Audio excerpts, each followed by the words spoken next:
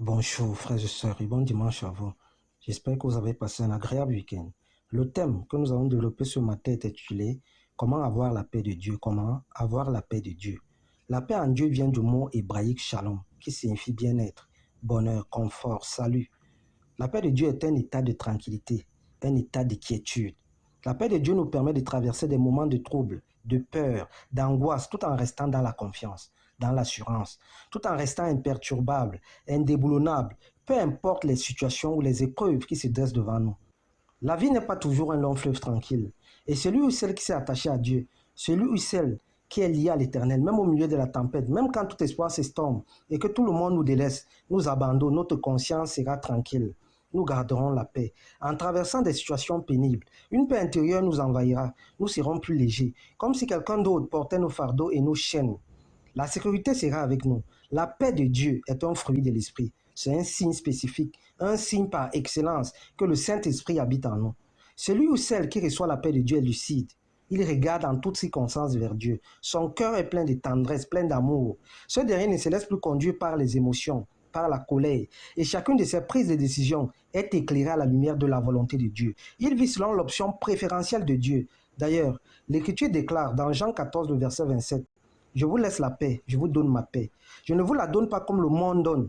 Que votre cœur ne se trouble pas et ne se laisse pas effrayer.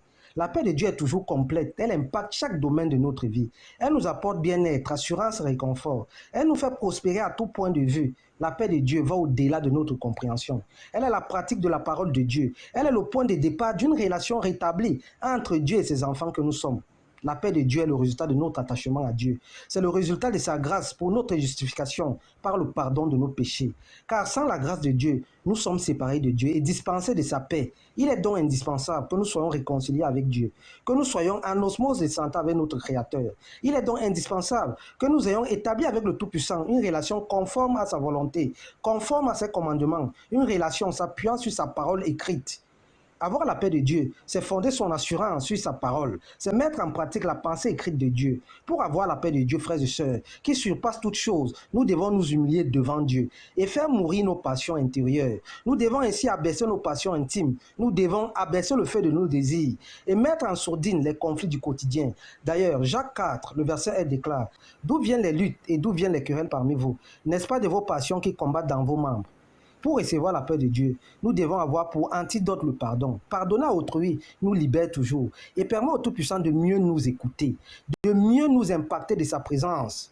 Vivre en paix suppose mettre en pause notre imagination. Ça signifie mettre en pause nos pensées. La paix de Dieu garde notre esprit et notre cœur. La paix de Dieu se manifeste par la foi que nous avons en Dieu, par l'amour et le respect des commandements de Dieu. Confier sa vie à l'Éternel est essentiel. Cela est primordial lorsque nous croyons à sa toute-puissance, à sa sagesse divine. Frères et sœurs, à partir du moment où nous savons qu'il y a une double protection pour ceux et celles qui résident dans ces parvis, dans les parvis de Dieu, chacun de nous devrait avoir pour refuge l'Éternel. Dès lors, chacun de nous devrait avoir pour forteresse le Tout-Puissant. Pour avoir la paix de Dieu, nous devons lâcher prise et faire totalement confiance à Dieu. D'ailleurs, Ésaïe 26, le verset 3 à 4 déclare, à celui qui est ferme dans ses sentiments, tu assures la paix. La paix parce qu'il se confie en toi. Confiez-vous à l'Éternel, la perpétuité, car l'Éternel est le rocher des siècles. L'Éternel est le rocher des siècles. Celui ou celle qui se confie à Dieu reçoit une paix profonde. Notre paix dépend du degré de dépendance à Dieu. Et qui dit dépendance dit solliciter les canaux de la parole de Dieu. À l'exemple de la méditation constante de la parole de Dieu. Plus nous nous plongeons dans la parole de Dieu, mieux nous cultivons cette paix intérieure. Plus nous nous exerçons à la prière, mieux nous préparons nos cœurs à l'écoute du Saint-Esprit, à l'écoute des soupirs de Dieu, et plus nous faisons de la place à la paix de Dieu qui surpasse toute chose. L'Écriture affirme dans Job 22, le verset 21, « Attache-toi donc à Dieu et tu auras la paix. Tu jouiras ainsi du bonheur. Tu jouiras ainsi du bonheur. » Le bonheur se trouve en Dieu.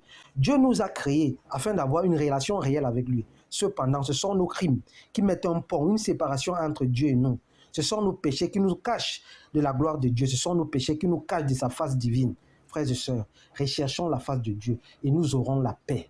Nous aurons la paix de Dieu qui surpasse toute chose. Bon dimanche et bon début de semaine. C'est ce thème que nous avions à développer ce matin. Merci.